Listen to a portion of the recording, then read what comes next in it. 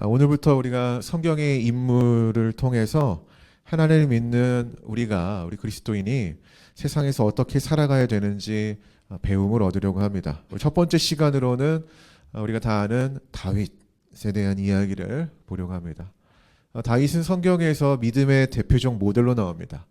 다윗은 구약에 보면은요, 모든 왕들을 평가하는 하나의 척도, 기준이 돼요. 믿음의 기준.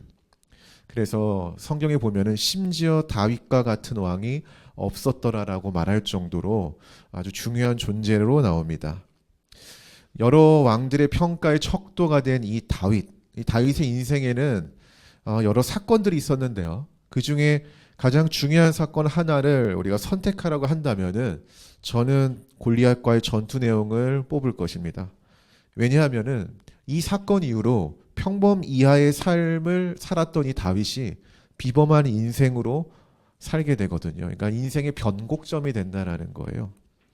그렇게 우리는 오늘 다윗 인생의 변곡점이 되는 이 골리앗과의 전투 내용을 살펴보면서 그가 했던 행동, 작은 행동 하나하나에 좀 관심을 가져보려고 합니다. 그 안에서 골리앗 세상에서 다윗처럼 믿음으로 사는 것이 무엇인지 찾으려고 하는데요. 여러분들도 이 말씀을 보면서 내가 어떻게 사는 것이 다윗처럼 사는 것인가 좀 발견하는 시간이 되기를 소망합니다. 먼저 본론입니다. 다윗은 누굴까요, 여러분? 그 이세의 가정에서 태어난 8형제 중에 막내입니다. 막내. 그가 막내였다라는 이 사실은 단순히 그의 인물 정보, 배경 정보를 넘어서 그가 가진 가족 내에서 사회적 위치와 존재감은 무엇이냐 이런 걸 말해주는데요. 과거 우리나라가 장자 중심 사회였잖아요. 그렇죠? 첫째는 집안의 모든 기대와 자원을 집중적으로 받고 나중에 집안의 대표적인 일들을 합니다. 그러면 이게 우리나라의 과거 사회였는데 성경 시대는 어땠을까요? 동일합니다. 장자는 아버지의 이 유산을 2배로 상속을 받는 혜택을 받아요. 우리가 지난번에 그 탕자 이야기 수요 예배 때 이야기했잖아요. 이 장자는 2배의 상속을 받고요. 가정의 핵심적인 역할을 책임지는 위치에 있습니다. 이게 이제 보통 첫째, 그 밑에인데요. 그렇다면 막내는 어땠을까요? 가족 내에서 가장 낮은 위치. 그리고 대부분의 경우 허드렛 일을 합니다. 여러분 다윗의 직업이 뭐였죠? 목동이라고 하죠. 목동은 성경 시대에서 그런 맥락이에요. 천한 직업이었어요. 그래서 주로 집안의 막내나 종이 하는 일이었습니다. 즉, 이 다윗은 가족 안에서 관심 밖의 인물이라는 것을 이 현실을 보여주는 거죠. 그는 막내였더라. 그에 대한 확실한 증거가 하나 더 있습니다. 이 이세의 가족에 중요한 손님이 한 분이 오세요. 누구냐? 바로 사무엘 선지자가 오죠. 그래서 다 그 중요한 손님을 맞이하러 모든 형제들이 모였는데 그 자리에 누구만 부르지 않았습니까? 다윗만 부르지 않죠. 그 말은 뭐냐면은 이 다윗은 가족 내에서 소외된 존재, 좀 관심 밖에 있었던 존재라는 것을 보여주고 있는 거죠. 그러니까 암묵적인 무시와 그런 소외를 당하는 다윗이었다. 그런데 오늘 제가 말씀드리고 싶은 중요한 이 쟁점은 뭐냐면은 이렇게 관심 밖의 존재였던 다윗이 가족 안에서 가족도 아니고 오히려 한 나라의 대표로 모든 이들의 관심을 받으며 지금 누구 앞에 서는 거예요? 적군의 수장인 골리앗 앞에 서는 이 이상한 일이 발생됐다라는 거예요. 그럼 우리가 살펴볼 내용이 뭡니까? 그럼 이렇게 관심 밖에 있던 존재가 어떻게 관심 안으로 한 가정에 대표할 수 없는 그런 소외된 존재가 한 나라에 대표하는 존재로 서게 되었는가? 그것이 중요한 거죠. 네, 한번 읽어봅시다. 자, 시작. 좀 크게 읽어봅시다. 전달에서 전쟁으로. 다윗은 본래 전쟁하러 간 사람이 아닙니다. 징집 대상이 아니었어요. 왜냐하면 소년이었으니까. 근데 이 다윗이 전쟁터에 가게 된 원인이 뭡니까? 아버지의 배달, 그러니까 딜리버리였죠. 심부름. 이 형들에게 음식을 전달하라는 아버지의 이 심부름 때문에 간 거예요. 즉 다윗은 오늘 전쟁에 참여할 명분도 자격도 그리고 이것을 책임져야 될 어떤 그런 부담도 없는 사람이라는 거죠. 그럼 다윗의 임무는 뭐예요? 조용히 형들에게 음식만 전달하고 오면 되는 거예요. 그런데 그는 명분도 자격도 아무것도 없는 그가 왜 전쟁에 참여하게 되었을까? 성경은 크게 2가지 이야기를 합니다. 첫째, 골리앗이 하나님을 모욕하는 것을 참을 수 없었기 때문에. 이 골리앗이 하나님을 모욕하잖아요. 그러니까 이스라엘 백성들이 하나님을 믿는 이스라엘 백성들이 전쟁을 하러 나갔고 골리앗이 나와서 이들을 무시하잖아요. 나와 다툴 자가 누구냐 이러면서 너희가 믿는 하나님이 그거밖에 안 되느냐. 근데 아무도 나서지 못하는 거예요. 왜냐하면 골리앗의 이 피지컬이 엄청났거든요. 그 앞에 다 두려웠던 거죠. 그리고 두 번째는 어느 누구도 용기 있게 나서는 사람이 없었기 때문에. 첫째가 뭐였다고요? 하나님을 모욕했기 때문에 그가 나섰던 거고, 두 번째는 그럼에도 불구하고 수십만의 군사 가운데 수십만의 하나님을 믿는 사람들 가운데 아무도 나서는 사람이 없었기 때문에 나선 겁니다. 저는 이 다윗의 참견이 대단하게 보였어요. 대견했어요. 왜냐하면 대부분의 사람들이 나서는 것을 좋아합니까? 아니요, 부담스러워하죠. 왜냐하면 그에 따른 책임도 져야 하고요. 괜히 참견했다가 오히려 손해를 보게 되는 일들도 발생하기 때문에 그런 거예요. 그래서 우리의 일상에는 이런 진리가 있죠. 잠잠고 가만히 있으면 반이나 가. 가만히 있으면 반이나 간다라는 거예요. 근데 괜히 나설면 반도 못 가는 거죠. 이 말이 우리 생활에서 어떻게 보면 하나의 표본, 어떤 정의가 되고 있는 것 같습니다. 그런 우리지만은, 물론 여러분 저랑 다 똑같이 그런 우리지만 때론 당당히 앞에 나서는 경우들이 분명히 있다라는 거예요.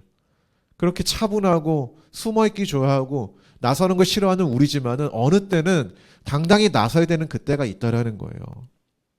저도 그런데요. 저도 웬만하면 조용히 있는 스타일이에요. 그냥 가만히 있습니다. 근데 그런 저도 이렇게 나설 때가 있어요. 그때가 언제냐면은 누군가가 도와달라고 요청을 할 때. 그때는 저는 좀 손해를 보더라도 좀 나서게 돼요. 물론 부담이 있죠. 아마 여러분들도 마찬가지일 거예요. 평소엔 조용히 있지만 그럼에도 불구하고 앞에 당당히 나서야 하는, 뭔가 나를 움직이는 그때가 있다라는 거예요. 나를 건드리는 그때. 다윗에게 오늘이 그런 날이었던 거예요. 하나님을 모욕하는데 수십만의 군사 가운데, 하나님을 믿는 수십만의 사람들 가운데 그 어느 누구도 나서지 않는 바로 이때. 하지만 주변 사람들은 이 다윗의 참견을 뭐라고 했죠? 쓸데없는 옥이라고 했죠. 왜 그렇습니까? 누가 봐도 승산이 없는 싸움이기 때문에 그래요. 가족인 형들조차 다윗을 응원하지 않아, 지지하지 않았어요. 말렸죠. 그럼에도 불구하고 다윗은 전쟁에 참여하게 됩니다. 왜냐하면은 어느 누구도 나서는 사람이 없었기 때문에, 용기 있게 자원한 사람이 없었기 때문에 그런 거죠. 그래서 다윗은 그 다음부터 이제 전투에 임할 하나의 준비를 합니다. 그가 전투에 임하기 전에 했던 준비를 보면은 굉장히 심플해요. 자, 어떤 준비를 하죠? 오늘 본문 말씀 한번 봅시다. 한번 읽어볼까? 시작. 손에 막대기를 가지고 시내에서 매끄러운 돌 5을 골라서 자기 목자의 제구 곧 주머니에 넣고 손에 물매를 가지고 블레셋 사람에게로 나아가라. 여기서 블레셋 사람은 골리앗이잖아요. 골리앗에 나아가기 전에 그가 했던 준비가 뭐죠? 손에 막대기를 가지고 또 다른 손에는 매끄러운 돌 5. 상상해 보십시오. 누가 봐도 전투에 임하는 군인의 모습인가요? 그렇지 않겠죠. 사실 우리가 이 전 내용을 보면은 사울 왕이 자신의 군복을 벗어서 다윗한테 무기를 지급해요. 그래서 군인다운 모습으로 참전을 하라고 말을 합니다. 다윗은 어떻게 하죠? 그걸 거절했다라는 거예요. 이 점을 보면 참 이상합니다. 여러분, 사울은 왕이에요. 왕이 가진 무기, 갑옷과 칼은 최고 사양이지 않겠습니까? 당대에서 가장 좋은 거 아니겠습니까? 그럼에도 불구하고 이 다윗은 그것을 거부했다라는 거예요. 우리가 인생을 살면 알지만은 뭐든지 장비빨입니다. 그렇지 않아요? 우리 주성이가 최근에 노트북을 샀죠. 이제 기사를 써야 되니까. 효율이 좋아졌습니까? 좋아졌다고 하면 전에 그 느려 터진 거 쓰다가 효율이 좋아졌죠. 여러분, 조금이라도 성능 좋은 장비 갖추었을 때 일의 효율이 높아지고 평소보다 잘해볼 수 있는 거예요. 그렇다면 다윗은요, 왕이 준 칼을, 성능 좋은 칼을 가져야겠죠. 제가 지난 연도에 THM 학위 공부를 하지 않았습니까? 여러분, 기독교 때 감사하게도 잘 마쳤는데요. 제가 그때 학업을 시작하기 전에 가장 먼저 했던 게 있어요. 장비를 맞췄습니다. 맥북과 아이패드를 준비했어요. 제가 구매한 이유가 있어요. 공부의 능률을 높여주기 때문입니다. 제가 그 전에 우리 교회가 딱 개척됐을 때 그때 아이패드를 샀는데 그게 한 6년 정도 사용했거든요. 화면도 다 깨지고. 그걸로 학업을 하기에는 너무 불편함이 있었거든요. 그 후 저는 주어진 시간 대비 더 효과적으로 공부할 수 있었고 감사하게도 4.5 만점으로 졸업했습니다. 우리 효선이가 제 논문을 다 정독했죠. 감사합니다. 근데 만약 제가 이전에 6년 전에 사용했던 아이패드로 학업을 했다면은 제가 어떤 결과를 가져왔을까요? 저는 주어진 시간 안에 과제도 못했을 거예요. 왜냐 합의도 봐야 되고 교회도 해야 되고 할 게 많았으니까 상당히 애먹었을 거고 논문 작성 어려웠을 겁니다. 여러분 이 점 장비가 중요한 거예요. 저의 예지만은 여러분의 얘기도 하잖아요. 지금 다 장비 하나씩 갖고 있잖아요. 손으로 써보세요. 설교를. 어렵겠죠. 장비가 있으니까 주어진 시간 안에 기록도 할 수 있는 거죠. 그런데 더 중요한 게 있습니다. 제가 왜 애플 제품을 선택했을까요? 네? 맞습니다. 어떻게 알았죠? 제가 사실 그 전에 사모님 알겠지만은 LG 가서도 그 그램이라고 하죠. 그거를 제가 또 견적을 보고 또 이런 게 여러 가지 물어보기도 했고 삼성도 가서 다 비교해봤어요. 근데 제가 봤을 때 우리나라에서 공부할 때는 이 삼성이나 LG가 좋은 것 같아요. 딱 봐도. 그게 뭐 성능이 떨어진다든지 그러지는 않았어요. 너무 좋았습니다. 그럼에도 불구하고 제가 애플을 선택한 거는 간단해요. 익숙했기 때문이에요.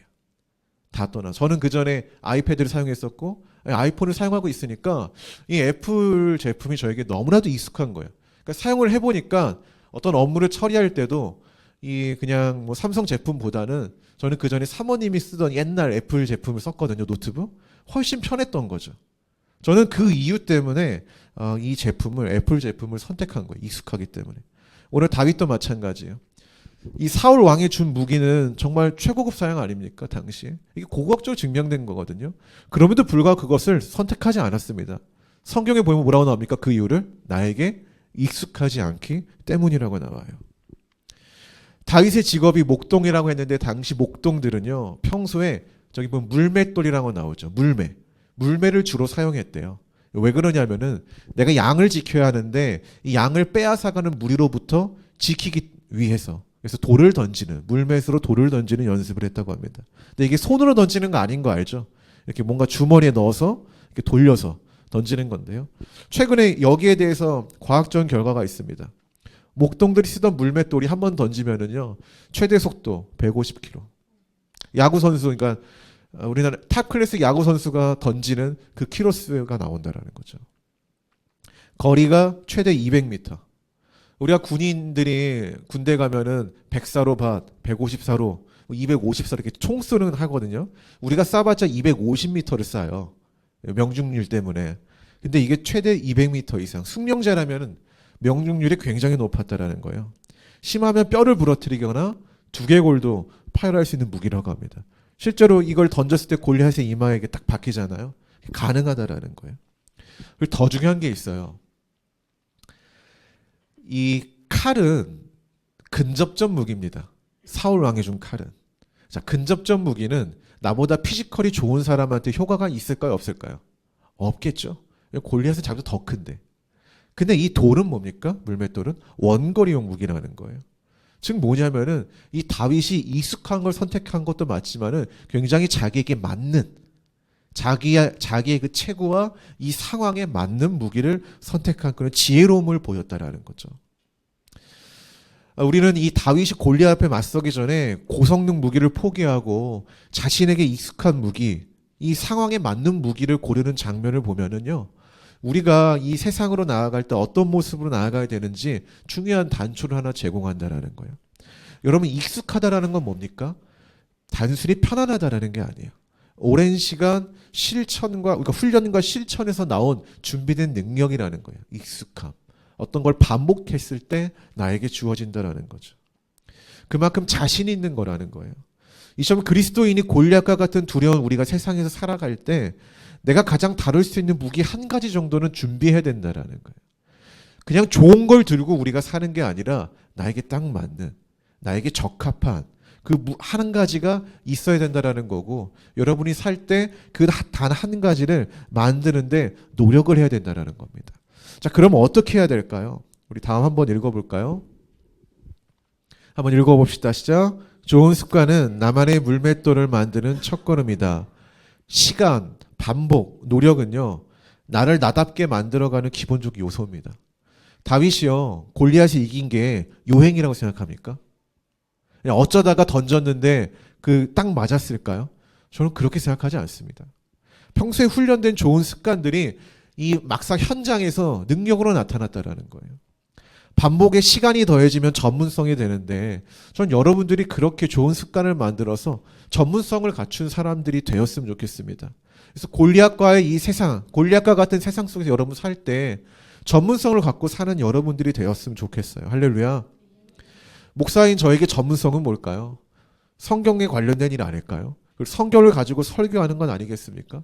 저는 그게 제가 가져야 할 또는 가질 수 있는 가장 중요한 전문성이라고 생각합니다. 그런 제가 설교하기를 두려워하고 성경 보는 것을 어려워하고 여러분들에게 성경 말씀을 가르치는 것을 제가 부담스러워한다면 어떨까요? 자격이 없겠죠. 여기 서는 것 자체를 부담스러워야겠죠. 부끄러워해야겠죠. 하나님이 저에게 기회를 주셔도 저는 그 기회를 살리지 못할 겁니다. 이걸 저에게 빗대는 건데 여러분들에게도 여러분들의 가져야 될 전문성이 있잖아요. 근데 그것을 내가 준비하지 못했어요. 근데 하나님 여러분들에게 준비가 안 됨에도 분명 일할 수 있는 기회를 주실 거란 말이에요. 그러면 그때 우리가 그 기회를 잡을 수 있겠습니까? 없겠습니까? 없겠죠. 그래서 저도 저의 전문성을 위해 이 습관을 만들고 반복을 해요. 누가 보면은 별거 아닌 것 같아도 그냥 매일 성경 읽고 매일 연구하고 관련된 서적도 찾아보고 저는 이제 혼자 중얼중얼 많이 거리는데 설교를 어떻게 하면 딜리버리하게 전달할까 고민하고 내 발음은 새는 건 없나 이런 단어는 우리 성도들이 알아들을까 계속 검색해보고 찾고 라임을 만들고 그러죠. 당장의 성장은 보이지 않지만 이 작은 반복을 우리가 무시하지 않고 계속 쌓이고 쌓여가면은요 능력이 되는 거예요. 그래서 정말 우리가 그 실력을 발휘해야 되는 골리앗과 같은 세상 앞에 우리가 맞섰을 때 우리가 뭔가 해볼 수 있다라는 거죠. 저는 하나님이 그런 자와 함께 일하신다고 믿습니다. 그래서 여러분들도 좋은 습관으로 나만의 물맷돌, 나만의 전문성을 좀 만들면서 살아가는 우리 성도가 되길 바랍니다. 다시 성경의 내용을 돌아가 볼까요? 그래서 다윗은 몇 개의 돌을 짓습니까? 5개죠. 또 여기서 질문이 하나 있습니다. 왜 5개였을까요? 3개를 들 수도 있고 5개보다 더 많은 걸 들 수 있잖아요. 그렇다면 왜 5개였을까? 여러분 센스 있게 틀어주면 읽어봅시다. 시작. 그는 왜 5개의 돌을 집어들었는가? 신뢰하는 만큼 준비한다. 이유는 간단하겠죠. 첫발이 빗나갈 수 있다라는 그 가능성. 물론 내가 익숙하고 열심히 평소에 내가 준비했지만은 그 첫발이 빗나갈 수도 있어요. 그렇지 않겠습니까? 우리 인생에 늘 성공만 있는 건 아니거든요. 그리고 골리앗 외에도 다른 위협이 닥칠 수 있다라는 현실성을 염두에 둔 거죠. 그러니까 실패할 가능성과 현실성.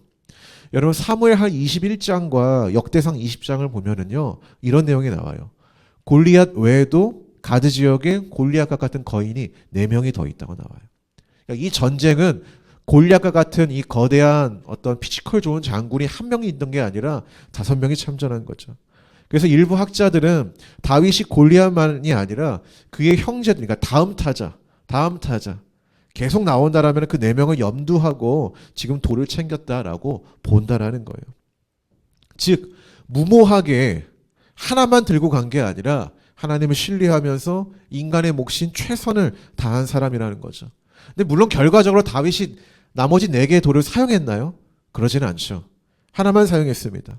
하나님은 1개의 돌로 이끄셨죠. 그럼에도 4개의 돌을 더 준비한 다윗의 모습은요. 믿음 없는 모습이 아니라 진짜 믿음 있는 모습이 뭐냐라는 것을 보여준다라는 거예요. 우리는 종종 믿음을 착각합니다. 하나님이 하실 거야. 아 좋죠. 그렇게 말하면서 아무런 전략도 준비도 노력도 없이 그냥 뛰어드는 것. 이런 무모함을 대단한 믿음이라고 착각할 때가 있습니다. 근데 여러분 그 믿음이라기보다는 대책 없는 무모한 행동에 불과해요. 이런 믿음과 대책 없으면 우리가 구별해야 된다는 거죠. 믿음의 모델은 오늘 다윗을 보십시오. 그는 하나님을 전적으로 신뢰했다고 저는 믿습니다. 근데 돌 하나만 가지고 나아가지 않았어요.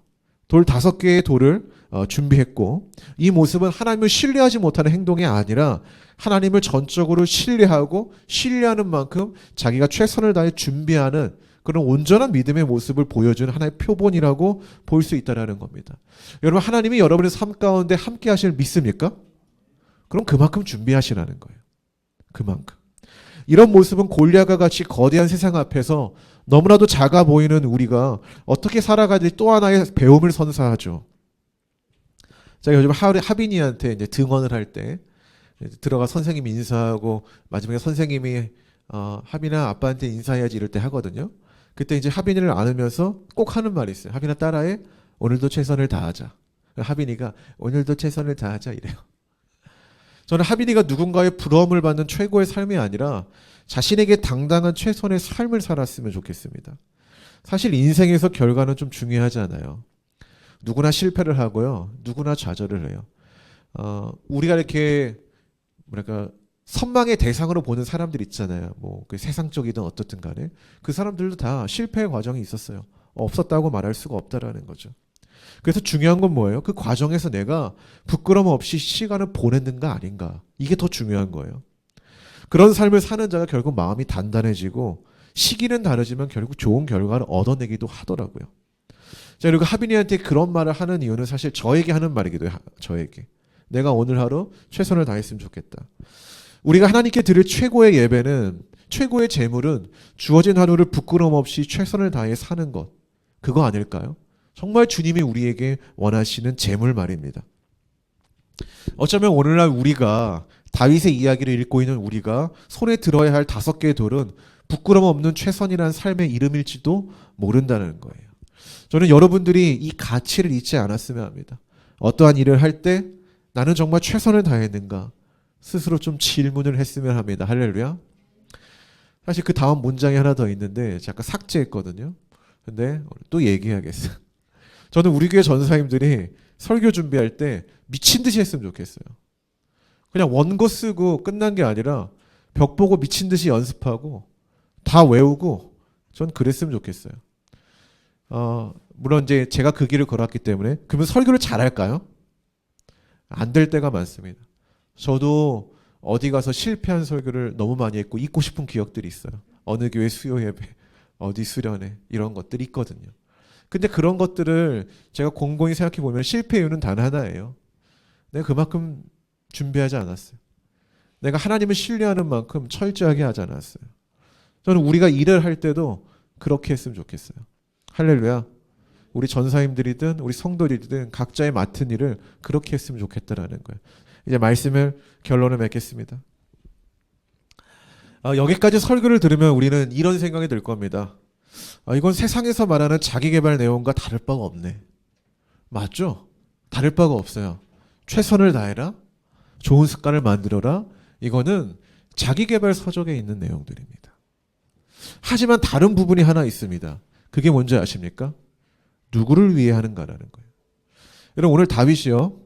내가 이번 기회에 왕 앞에 한번 좀 뭐랄까 돋보여서 내가 가족 안에서는 이렇게 소외된 삶을 사는데 성공 한번 해봐야겠다. 어차피 이렇게 사나 여기 성공하나 나의 인생을 위해서 한번 내가 나서야겠다. 이런 마음으로 나섰나요, 여러분? 다윗이 그런 의도가 있었습니까? 없었다라는 거예요. 이번 기회에 공을 세워서 그 뭔가 자기가 성공하고자 하는 그런 욕망이 하나도 없었다라는 거죠. 그럼 그가 나선 이유는 뭐라고요? 뭐라고 했습니까, 여러분? 하나님이죠. 그가 나선 이유는 하나님. 하나님을 위해 나섰다라는 거죠. 여러분 이것이 자기계발과 성경이 말하는 것의 차이점입니다. 세상에서 나를 디자인하고 좋은 습관 만들어 준비하는 이유는 간단하죠. 그냥 내 편안함 때문에 그런 거예요. 나의 성공, 나의 편안함. 그러나 교회가 무엇을 먹든지 무엇을 마시든지 누구를 위하라고 하죠? 하나님 나라를 위해서라고 합니다. 성경에 말한 하나님 나라가 뭐예요? 성경에 말한 하나님 나라. 예수님 말씀하신 것처럼 하나님 너희가 그만큼 사랑하면은 이웃을 내 몸처럼 사랑해라는 것이죠. 그 말씀을 너희들이 지켜야 하기 때문에 우리가 그렇게 살아가야 된다라는 거죠. 내가 전문성을 가지고 균형 잡힌 믿음으로 살아가고 나아갈 목적이 여기 있다라는 거예요. 하나님을 사랑하고 이웃을 사랑하는 거. 저는 여러분들이 성공했으면 좋겠어요. 아멘이십니까? 성공했으면 좋겠어요. 저도 성공했으면 좋겠습니다. 물론 저의 성공과 여러분의 성공은 조금 결이 다를지 모르겠지만은 뭐 다양한 의미에서 우리가 성공했으면 좋겠습니다. 인생 잘 준비해서 다윗처럼 멋지게 골리앗을 무너뜨렸으면 합니다. 그리고 그 영광스러운 인생에서 우쭐하지 않고 하나님께 영광 돌리며 하나님 가르친 대로 살아갔으면 해요. 나와 상관없는 사람이라도 내가 좀 도울 수 있는 그런 사람, 이웃에게 따뜻함을 나눌 수 있는 그런 넉넉한 마음을 가진 사람. 우리가 그런 삶을 살기 위해 여러분이 오늘의 삶을 잘 디자인했으면 좋겠습니다. 그래서 욕망과 탐욕의 가치관이 가득한 세상에서 그래도 살아볼 만한 이유 하나 정도는 남기는 인생을 살았으면 좋겠어요. 뭐 이번에 산불 같은 거 이렇게 큰 이슈가 있지 않았습니까? 저도 이제 그런 마음이 들더라고. 돕고 싶다. 근데 실제로 뭐 그런 분들이 있더라고. 어떤 유튜버는 소방관들 힘드니까 그 장비를 착용해서 직접, 물론 깊숙한 곳까지는 위험해서 안 되니까 불이 내려오지 않도록 이렇게 끄는 어떤 그런 모습도 보여줬고요. 그런 거 보면서 저런 모습이 어떻게 보면 이 세상을 살만하게 하는구나. 참 이런 생각을 좀 갖게 됩니다. 또 교회들이 다 이렇게 이번에 무너지지 않았으니까 다 불 때문에 다 불타고 이랬는데, 그래도 이제 크리스찬들이 그 교회를 다시 세우기 위해 모금을 하고, 또 소방관들 힘들다고 커피차 같은 걸 이렇게 또 보내주고. 놀라운 건 또 이런 게 매스컴에 나오지는 않아요. 이 교회들이 좋은 일을 많이 하긴 하는데 잘 나오지 않습니다. 근데 뭐 성경이 그러잖아요. 모르게 하라라고 얘기하잖아요. 아마 그러기 때문에 알리지 않은 것 같습니다. 저는 우리가 다윗처럼 사는 게 무엇인지 좀 여러분 생각했으면 좋겠어요. 내 인생을 잘 디자인하고 잘 만들어서 세상을 이롭게 하는 겁니다. 살만한 세상을 만드는 거예요. 물론 우리가 그 세상을 바꿀 수 없지만은 그냥 누군가가 이 세상 참 따뜻하구나 라는 마음 정도는 우리가 좀 남길 수 있지 않겠습니까? 그것이 우리가 살아가는 삶의 목적이 되길 바랍니다. 성도 여러분, 골리앗 같은 세상 속에서 다윗처럼 믿음으로 나아가는 우리 모두가 되기를 주의 이름으로 축복합니다. 기도합시다.